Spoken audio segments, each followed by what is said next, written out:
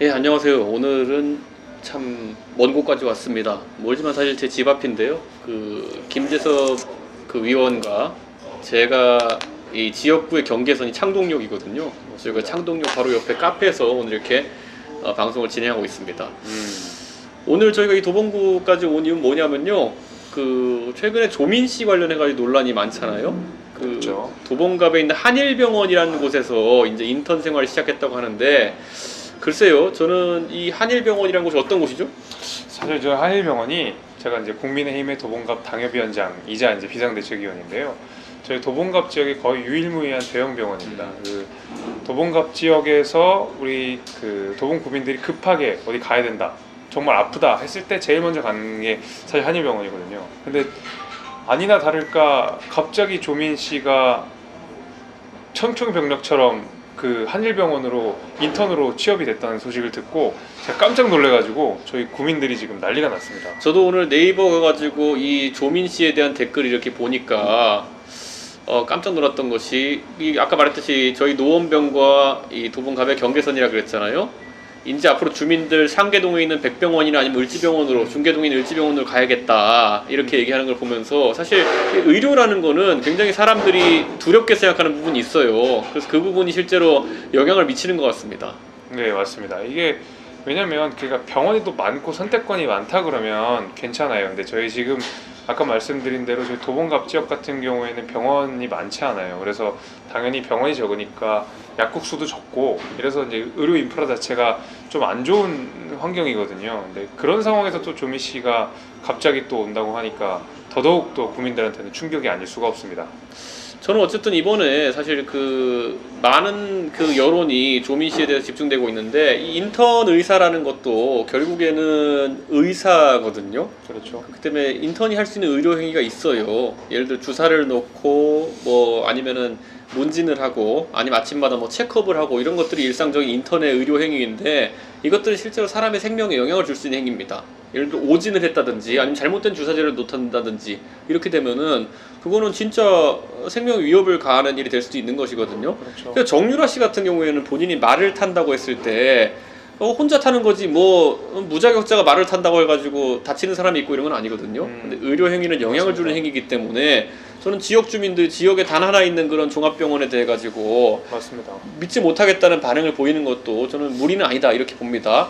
저는 진짜 이게 남일이 아닌 게요. 제 친동생이 그 한일병원에서 태어났고 저희 친할아버지께서 한일병원 장례식장에서 저희 장례를 치렀어요. 그리고 지난해에 저희 할머니 같은 경우에도 그 한일병원에 수술을 받으신 허리 수술을 받으신 바가 있습니다. 그러니까 저희 가족이 직접적으로 오고 가는 병원이기 때문에 저한테 온 충격이 굉장히 컸었어요. 그렇게 저희가 소위 무자격자라고 비판하던 조민이 정말 내 가족을 진료한다고 생각하니까 이 와닿는 느낌이 완전히 체감도가 다르더라고요. 그래서 이 부분은 좀 문제 제기를 해야 되겠다 싶어서 제가 엊그저께 비대위에서 이 문제 제기를 좀 강하게 항의한 바가 있습니다. 그래서 기사도 좀 많이 나가고 그랬는데요. 네, 저희 구민들 역시도 굉장히 이 부분에 대해서 심각하게 다루고 있다. 그래서 저희가 오늘 또 저희 이준섭 최고의 지역인 노원평과 제 지역인 도봉갑에 딱 그 경계선에서 저희가 이렇게 촬영하게 된 게 제가 한일병원을 한번 들러보고 오느라고 이렇게 또 부득이하게 저희 동네에 있는 카페에서 또 촬영을 하게 됐습니다.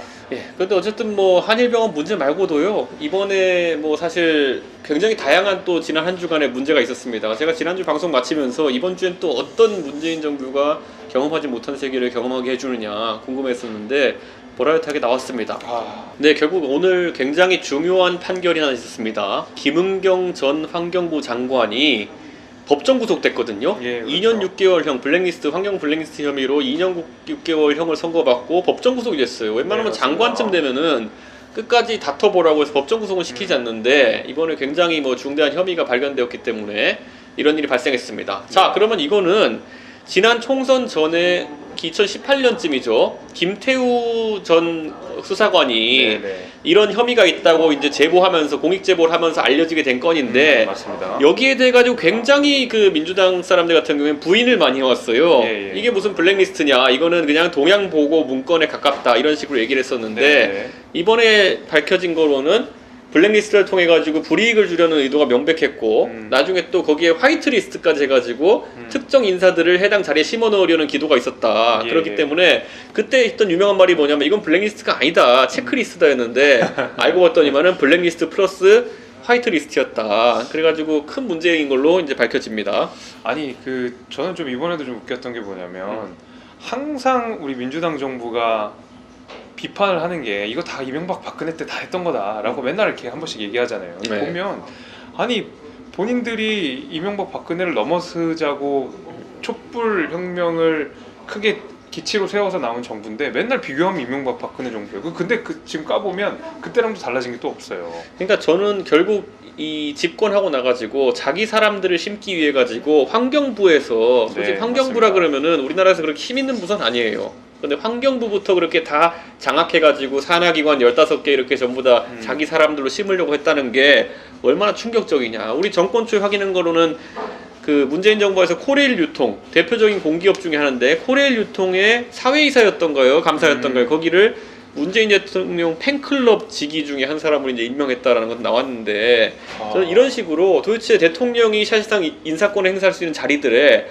얼마나 많이 해먹었는지 이제 하나씩 밝혀지지 않을까 좀 그런 생각이 듭니다. 거기에 또 가장 대표적인 주자가 이번에 제일 크게 문제된 김명수 대법관 아니겠습니까? 네, 그렇죠. 저 김명수 대법관이 이번에 어떤 일이 있었냐면 우리가 임성근 부장판사를 탄핵해야 되겠다는 여당의 움직임을 본인이 정치적으로 휩쓸려서 어떤 워딩을 썼냐면 여당이 저렇게 난리를 친다고 얘기를 설쳤다고 했죠. 설쳤다고 네. 얘기를 했죠. 저렇게 설치고 있는데 이거 정치적으로 고려를 해볼 때라는 정치적이라는 말을 분명히 썼어요.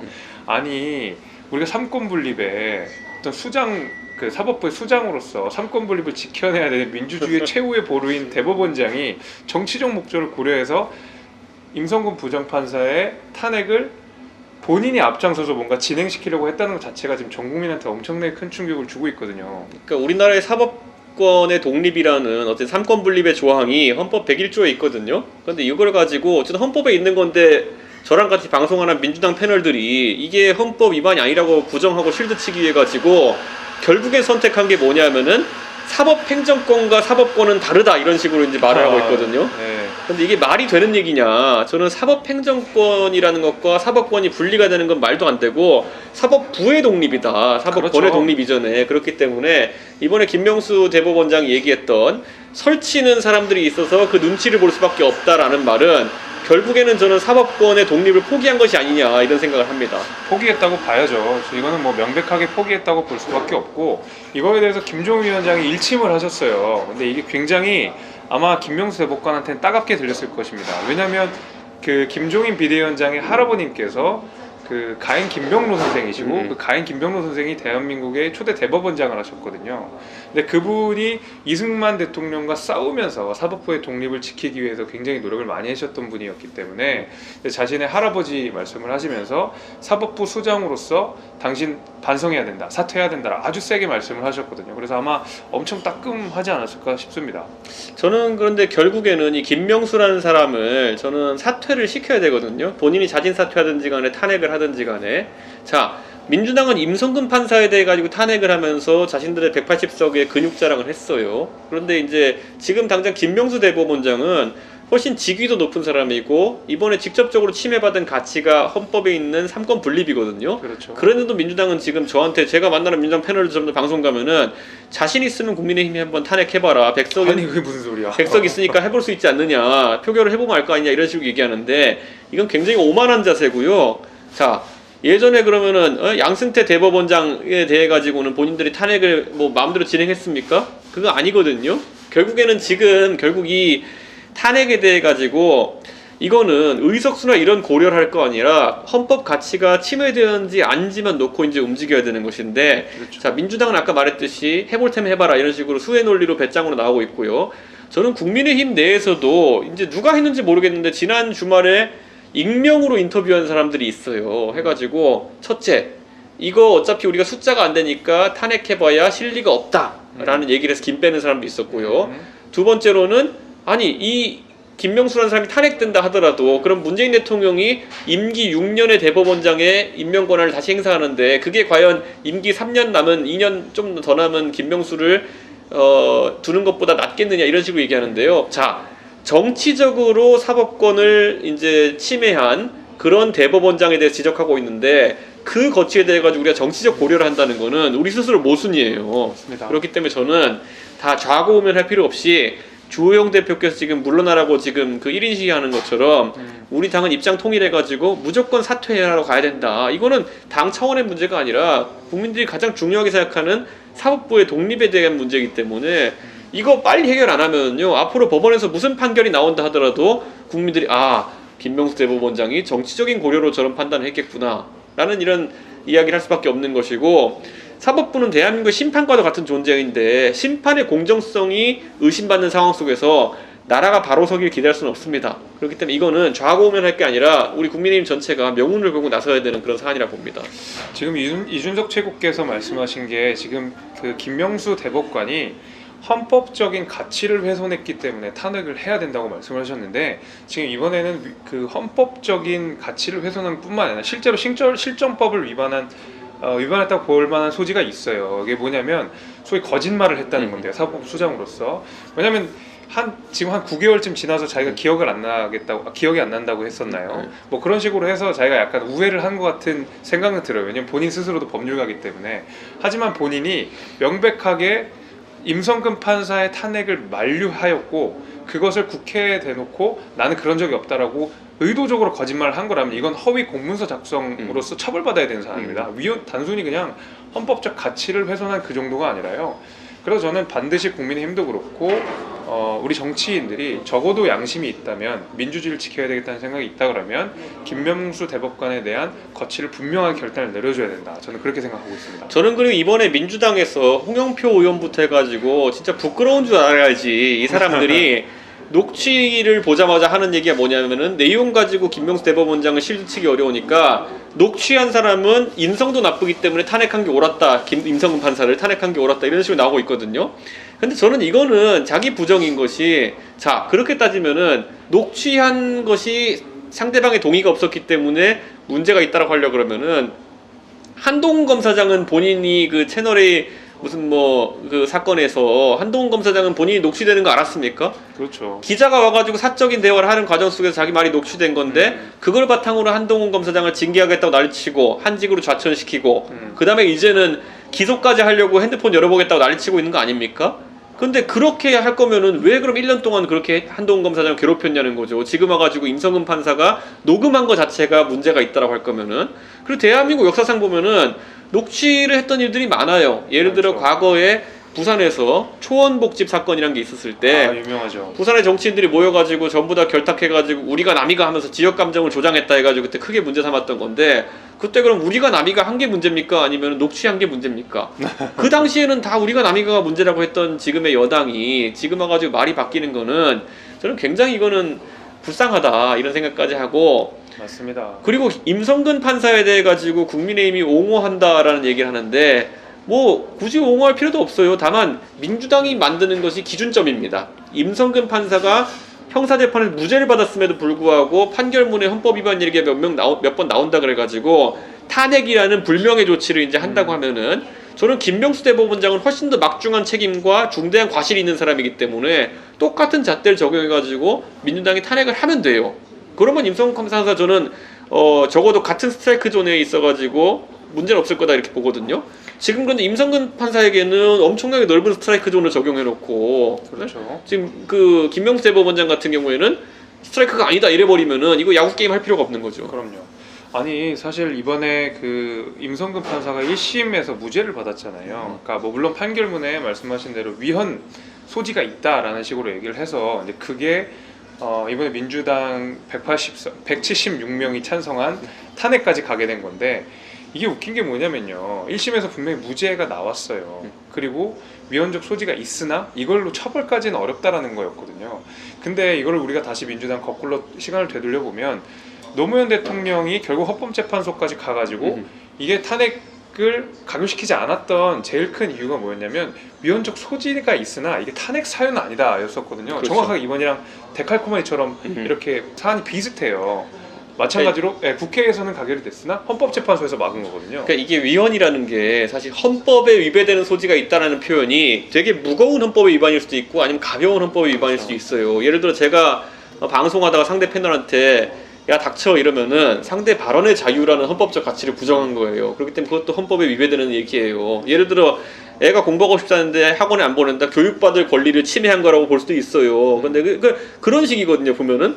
근데 그거를 이제 판결문에 몇 번 나왔다는 것 때문에 이 사람이 평생 법관으로 쌓아온 명예와 아니면 앞으로 직업 선택의 자유 같은 걸 날려버릴 수 있는 그럼 탄핵이라는 조치를 선택했다는 거는 사실 아까 제가 말했잖아요. 제가 봤을 땐 과잉이에요. 그러나 이 기준을 한번 설정하잖아요. 앞으로 그러면 더 엄격한 기준들을 다른 사람한테 적용하면 문제가 없어요. 근데 기준이 완전 고무줄이면은 문제가 되는 거죠. 아니 그렇게 따져서 위헌적 소지가 있어서 탄핵까지 갈 거면 이번에 민주당이 언론개혁으로 해가지고 그 언론사들이 오보하면 엄청나게 중징계 때려버리는 그거는 뭐 솔직히 표현의 자유 침해 아니겠어요? 저는 진짜 그게 더 위헌 소지가 있다고 보거든요. 그러니까 진짜로? 저는 다들 이제 싸그리 헌법을 읽어보고 와야 되는데 저는 민주당 패널들이 이번에 방송 나와가지고 사법행정권과 사법권이 분리된다 뭐 이런 소리를 할 때부터 빠져나가기 어렵기 때문에 저런 말을 하는구나 이런 생각을 했는데 역시나 궤변만 계속 늘어놓고 있더라고요. 그러니까요. 아니 이게 적폐 판사 뭐 이런 의미에서 사실 적폐 개혁, 뭐 적폐 청산 이야기를 하는데 그 사람에 대한 끌어내기 이외에 적폐 청산에 대한 전혀 그 모습이 안 보여요. 이번에도 마찬가지입니다. 철학이 없어서 그래요. 예, 임성근 판사가 이제 적폐 판사라고 해서 이번에 탄핵까지 간 건데 지금 이번에 문제가 된 게 뭐냐면 그 대법원장이 가지는 행정권과 그 어떤 재판권과 이게 여러 가지 뒤섞여 있고 그게 대법원장한테 엄청나게 크게 몰려 있어요. 그러면서 여러 가지 사법부의 부작용들이 있었는데 여기에 대한 제도 개혁은 아무도 얘기하지 않으면서 그냥 임성근 이 사람 나쁜 놈이니까 끌어내 이거였고 심지어 더 큰 문제는 뭐냐면 이탄희 의원이 그러니까 내용이 없는 걸 가지고 그 국회의원들의 사인을 받았어요. 그냥 얘를 탄핵해야 된다는 내용만 있고 왜 탄핵해야 되는지 내용은 없던 겁니다. 그렇게 백지 탄핵을 한 거예요. 백지 탄핵을. 그러니까 저는 이 탄핵이라는 것이 지금 민주당이 힘을 가졌다고 해가지고 마음대로 하고 있지만은 사실 이런 거예요. 탄핵이라는 거는 그 사람이 퇴임하고 나가지고 공무원으로서 그동안 쌓은 명예라는 것을 다 박탈하는 것이기 때문에 굉장히 신중해야 되는 것인데 그러니까 민주당 사람들은 자기 편이 아니면 애초에 그런 사람에 대한 고민이나 고려가 없어요. 그러니까 그렇죠. 저는 이런 것들이 굉장히 비인간적일 수 있다 이런 생각을 하는 것이고 임성근 판사 탄핵이 잘 되었든지 잘못되었든지 간에 아까 말했던 것처럼 이탄희 의원이 백지로 이렇게 서명을 받을 상황은 아니라는 거죠. 그럼요. 기본적으로 사람들이 국회의원이 내용을 자세히 알고 그 개인의 양심에 따라가지고 판단해가지고 탄핵안에 표결에 들어갔으면은 그 결과가 어떻게 나오든지 간에 뭐 받아들일 수 있을 텐데 그게 아니라 180석 근육 자랑을 하러 들어갔다는 것 자체가 그렇죠. 문제고 왜 하필 지금이냐 결국에는 지금 들어가가지고 임성근 판사가 퇴임하면은 헌재가 각하 처분을 내리면은 본인들이 그 결과에 대한 책임을 지지 않아도 된다고 생각해서 지금 하는 거 아니냐. 그렇죠. 왜냐하면은 그 작년에 사실 이 얘기가 나왔었는데 그때는 이탄희 의원이 주도하는 것처럼 하다가 본인이 공황장애가 왔다 그래가지고 사라져 버렸거든요. 맞아요. 다시 공황장애 나왔다고 와가지고 갑자기 이제 이거 처리하는 거 아닙니까? 맞습니다.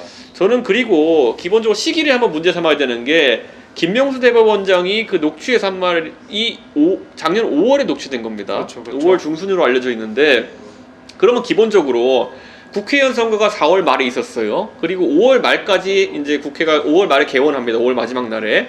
그러면은 그 5월 중순이라는 시점은 국회가 개원하지도 않았을 때고 원구성 협상이 공전하고 있을 때였어요. 그래서 법사위의 의원이 누구인지가 확정되지 않은 상황이었거든요.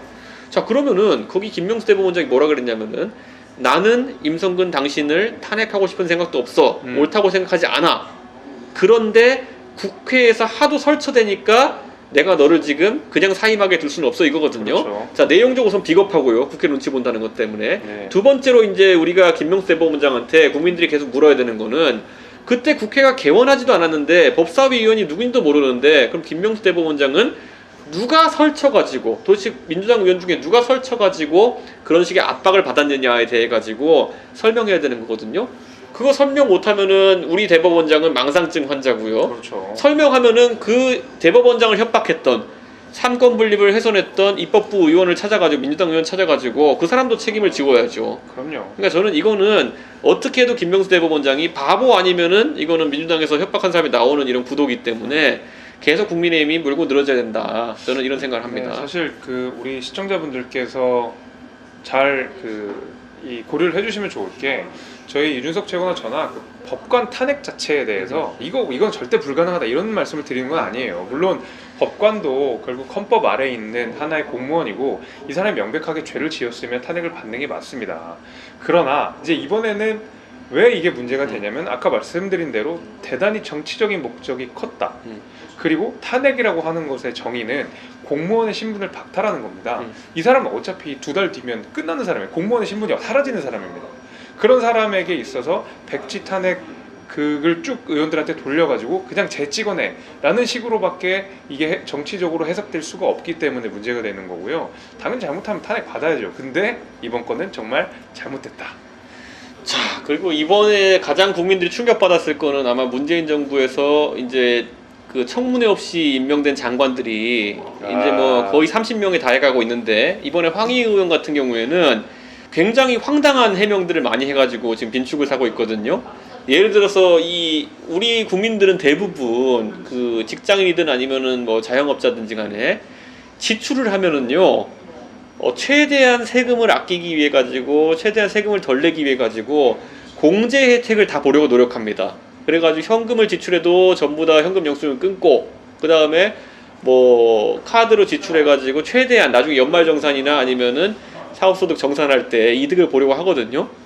근데 이 황희 의원이라는 사람은 굉장히 특이한 게 그렇게 신고된 지출이라는 것이 한 달에 60만 원 꼴밖에 없다는 겁니다.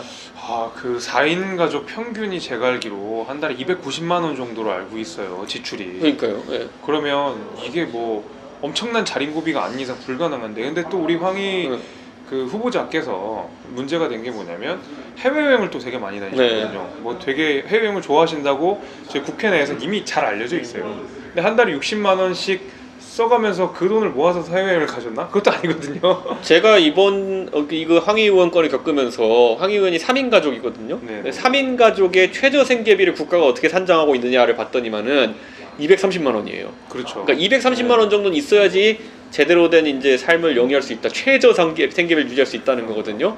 그런데 이 우리 황희 국회의원 같은 경우에는 60만 원으로 살 수 있다는 걸 증명했기 때문에 우리 당에서 이제 5병 2어의 기적이다. 5개의 빵과 2마리의 물고기로 5,000명을 먹이는 기적이다 이렇게 얘기했는데 사실 60만 원으로 3인 가족이 그렇게 품위를 유지하면서 살 수 있다는 것을 증명했다고 하면요. 이거는 앞으로 국가에서 최저 생계비 기준을 바꿔야 되는 것이 아닌가 할 정도로 굉장히 황당한 숫자입니다. 사실 진짜 살림하시는 분들은 60만 원 말도 안 되는 수치라는 걸 알고 있거든요. 아니 생각해보세요. 지금 서울 지하철 같은 경우에 기본 요금이 1,250원인데 예? 그거 한 달에 예를 들어서 25번 정도 출근한다고 20번, 25번 출근하고 왕복이면은 그것만 해도 거의 한 6만 원. 기본 요금 거리고 와도 6만 원. 조금만 멀리 가면 한 7, 8만 원 나오거든요. 거기다 말버스까지 타면 8만, 9만 원 이런 거 나올 텐데 2명만 출근해도 그게 교통비가 20만 원입니다. 그러면은 뭐 20만 원을 60만 원에서 까고 시작하면은 40만 원으로 나머지 밥값이랑 뭐랑 다 해결한다는 건가요? 그래서 또 이제 지적했더니만은 황희 의원이 했던 해명이 뭐냐면은 그 설이나 명절에 선물이 많이 들어가지고 그거를 이제 재워놓고 먹느라 식비가 많이 들지 않았다 이런 해명을 했거든요. 근데 상식선에서 저도 설 선물 그래도 정치한 뒤로 가끔 받아보지만은 설 선물로 고기 세트가 들어오는 경우도 있어요. 예, 그다음에 뭐 버섯 같은 게 들어오는 경우도 있었어요. 옛날에 김영란법 전에는. 그 말고도 뭐 간단한 뭐 기름이라든지 스팸이라든지 이런 게 들어온 건 있거든요. 그렇죠. 근데 밥하고 김치가 들어오는 경우는 없어요. 없죠. 예, 그러니까 도대체 이분은 그 설 선물로 뭐가 들어왔길래 식비를 거의 안 써도 됐다고 하는 것인지 저는 신기하고 저는 이것도 완전 거짓 해명이다. 적어도 3인 가족이면 쌀을 얼마나 먹겠습니까? 근데 그게 전 납득이 안 갑니다. 그리고 이제 사실 이제 후보자 개인의 그 어떤 생활 뭐 이런 걸 또 넘어서 저는 이제 한 가지 진짜 걱정되는 게 뭐냐면 우리 황희 그 의원 같은 경우는 지금 문화체육부, 네. 문체부 장관으로 이제 가신다는 건데 이분 전공이 이분이 잘하는 것이 전공 분야가 전혀 문화체육이랑은 상관이 없는 내용이에요. 보니까 국토, 뭐 도시계획 네. 이런 것이더라고요. 그 논문도 그쪽으로 이제 쓴 걸로 알려져 있는데 그렇죠. 그 하필이면 그 논문도 우리 당의 배현진 의원한테 걸려가지고 표절로 이제 좀 드러나고 있거든요. 아이고. 근데 이게 사실 그 표절도 사실상 이제 국가의 세금으로 만든 연구 자료를 표절한 것이 아니냐 이래가지고 그 세금으로 논문 쓴 사람 이런 식의 칭호를 우리 당에서 붙이기도 했는데 저는요, 제가 오늘 그거 보고 배현진 의원 이번에 큰 건 하나 했다 해가지고 배현진 의원한테 오랜만에 누나 잘했어 이렇게 보냈는데 진짜 이거예요. 문화체육 쪽을 담당한다 그러면은 기본적으로 정직함이 기본이 돼야 되는 것이 일반적인 그런 어떤 것과 다르게 문화 콘텐츠 같은 경우는 저작권이 굉장히 중요합니다. 그렇죠. 아니 그게 우리나라와 이제 중국 간의 콘텐츠 뭐 저작권 경쟁 같은 것도 있을 것이고 그런 것에 대응해야 되는 주무장관이거든요. 근데 우리 그 주무장관이 논문이나 표절하고 다니고 만약 이렇다고 만약 인식하게 되면은 창피하죠. 도대체 국제적으로 어떻게 저작권이나 아니면은 콘텐츠에 대한 주장을 할 수 있겠으며 이게 영이 서겠습니까? 김명수 대법원장도 거짓말하는 순간 사법부 수장으로서의 권위가 땅에 떨어진 것인데 문화부 장관이 만약에 표절을 했다는 것이 확인이 되면은 이거는 진짜 너무나도 이게 부끄러운 일이고 업무 수행에 지장이 있을 수밖에 있는 거 아니냐. 이미 그리고 황희 의원 같은 경우는 그리 지나지 않은 1년도 안 된 시점에 뭐가 있었냐면은 추미애 장관 아들의 병역에 대해 가지고 공익 제보를 한 당직 사병에 대해 가지고 맞아요. 뭐 범죄자로 묘사하고 예, 이렇게 해가지고 무리를 일으키고 쏙 사과한 적이 있거든요. 네네. 그러니까 이렇게 경솔한 그 언행도 하고 이랬던 분인데 도대체 문재인 대통령께서는 그 메모드급 인재풀이라고 하더니만은 이거 전부 다 이거 어디서 이런 그 인재들만 나와가지고 장관을 채우려고 하는 것인지. 제가 옛날에 한번 말씀드린 적이 있었던 것 같은데 메모드는 상상 속의 동물입니다. 다 얼음 속에 네, 지금 다 붙여있는 애들인데 지금은 현존하지 않는 이 동물입니다. 메모드를 어디서 파내가지고 지금 구시대적인 이런 그러니까요. 발상으로 하고 있는 건지 진짜 잘 모르겠습니다. 아니나 다를까 오늘 또 그 문재인 대통령의 아드님 이제 문준용 씨께서 네 줄만 딱 그 지원서에 네 줄만 쓰고 1,400만 원을 지원받았다는 의혹이 제기돼가지고 안 그래도 지금 어렵게 사시는 뭐 예술가들 그다음에 자영업자들이 다 분노하고 있거든요. 그러니까 마침 또 황희 그 의원이 또 문체부 장관으로 와서 이런 일들이 더 벌어지면 어떡할까 하는 심각한 우려까지 오늘 좀 그러니까 많이 듭니다. 코로나 예술인들 재난지원금 준다고 해가지고 그거 받으려고 어떤 사람은 저 자료를 보니까 곽상도 의원님 공개한 거 보니까 거의 그 글과 그림만 거의 한 3페이지, 4페이지 쓴 사람도 있어요. 맞아요. 자세하게 내 피해를 묘사하고 이렇게 한 사람도 있는데 문준용 씨 4줄 쓴 거 보면은 나 전시회 뭐 몇 번 못했음 그래가 나 돈 받아야 됨 이거였는데 30 몇 등인가 해가지고 최고 금액을 받았다는 거죠. 네. 그러니까 이거는 문준용 이름 가리고 했을 때 단돈 100원이라도 받을 수 있는 지원서인가. 그 떨어진 사람들 저도 몇 개 봤는데 장애인 예술 관련돼서 이거 이번에 지원해주지 않으면 이거 자체 이 분야 자체가 없어진다 이렇게 해서 간절하게 호소해서 막 꽉꽉꽉 페이지 다 채워서 내신 분들도 그냥 막 다다닥 광탈하셨거든요. 그러니까 저는 이 자소서라는 거 보통 우리가 자소설이라고 하기도 하고 이런 어떤 스토리 경쟁도 저는 좋다고 생각하진 않아요. 왜냐하면 뭐 그 안에서 진실된 것이 뭐 없을 수도 있고 사실상 서로 불쌍해 보이는 경쟁처럼 보이기 때문에 국가가 지원금 줄 때 그런 거 국민한테 시키면 안 된다 이런 주의긴 하거든요. 그런데 적어도 이번에 문화예술 지원금이라는 거 있어가지고 더 어려운 사람이 누구인가? 왜냐 한정된 예산이기 때문에 그렇죠. 예? 그 지원금을 누구한테 주는 것이 합리적인가 이런 거 판단하기 위해 가지고 그런 내용을 쓴 건데 거기서 더 절박함이 묻어나고 더 이 돈이 필요하다는 것을 이야기하는 사람이 있었음에도 불구하고 자 대통령 연봉이 얼마입니까? 거의 몇 억인데 대통령 아들이 재난지원금을 받기 위해 가지고 넣었다는 것도 저는 당황스럽고 대통령의 아들인 것을 과연 몰랐다면은 그 부실한 지원서에 과연 돈을 최고 금액을 줬겠느냐 전 이 생각을 합니다. 당시에도 이게 한 두어 달 전에도 처음에 이제 문준용 씨가 그 말 그대로 코로나 때문에 모든 이제 사업장들이 문을 닫는 상황에서 이거 강행을 했고 그 이후에 아니나 다를까 또 영업 정지를 받아서 오해가 더 커졌는데 이거에 대해서 문준용 씨가 뭐라고 했냐면 자기는 대통령 아들이어서 그런 게 아니다. 그냥 내가 당당하게 내 실력으로 됐다라고 그렇게 강변을 하셨거든요. 근데 이번에 지원서에 4줄만 딱 쓰고 최고 금액을 받았다는 거 보고 얼마나 저도 이번에 많이 허탈했는지 모르겠습니다. 진짜 그 역사 속에 있는 그 마리 앙뚜아네트 이런 사람들 같은 사람은 어쩌면 본인이 굉장히 이상한 소리를 했다는 것도 모르는 상태에서 이상한 소리를 했었어요. 네? 그 빵 없으면 과자 먹으면 되지 않느냐. 그렇죠. 그러니까 본인의 사고 체계에서는 나는 어떤 특혜도 얘기한 것도 아니고 어떤 뭐 비정상을 얘기한 것도 아니다 이렇게 믿고 있을 수 있어요. 그런데 그거를 대중이 봤을 때는 저 또라이 아니야 이렇게 생각하는 것처럼 그렇죠. 문준용 씨도 생각해봐야 될 것이 본인이 이제 저랑 나이가 비슷하던데 문준용 씨가 사회생활을 시작했을 때 예를 들어서 문재인 대통령은 문준용 씨가 아마 한 중학교 때 이때쯤부터 중고등학교 때 이때부터 노무현 대통령의 친구이면서 예? 문준용 씨가 대학교 다닐 쯤에는 저는 대한민국의 민정수석, 그렇죠. 시민사회수석 아유. 그리고 대통령 비서실장이었어요. 그렇죠. 그러니까 문준용 씨가 학교를 나와가지고 사회생활 시작하는 시점부터 문준용 씨는 그냥 우리 아버지니까 인식 못 쓸 수도 있지만은 문준용 씨를 조금이라도 가까이서 보는 사람들은 대통령의 친구 문재인의 아들로 각인돼 시작한 거예요. 그럼요. 그 과정에서 본인이 과연 어떤 특혜도 받지 않았다라고 이야기할 수 있을까요? 하다못해 대한민국 이름이 조금만 알려진 사람, 저 같은 사람도 가게에 가면요 서비스를 받아요. 그렇죠. 예, 제가 그 전에 이제 정치하기 전에 단 한 번이라도 제가 어디 식당 가가지고 서비스 받았겠습니까? 저한테는 그게 제가 그래서 항상 그걸 조심하는 게 뭐냐면은 박근혜 대통령이 저한테 그때 한번 그 얘기했던 게 뭐냐면은 이 정치 활동하고 하면서 예를 들어 택시를 타서 요금을 내지 말라 그래도 꼭 내고 예?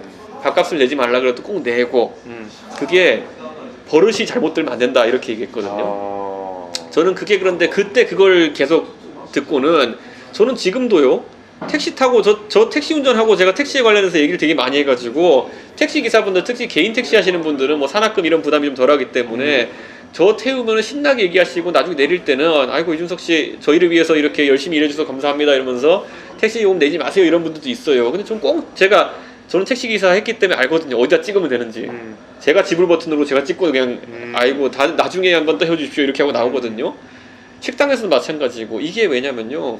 제가 많이 얻어먹었습니다 준석이 형한테. 제가 이게 뭐냐면은 정치인이 사실상 그렇게 아무리 그 저를 좋아하는 분들이 해도 자꾸 신세지는 버릇을 들이게 되면은 그게 당연한 거라고 어느 시점에 생각하게 되어 있어요. 그렇기 때문에 저는 의도적으로 그걸 경계하거든요.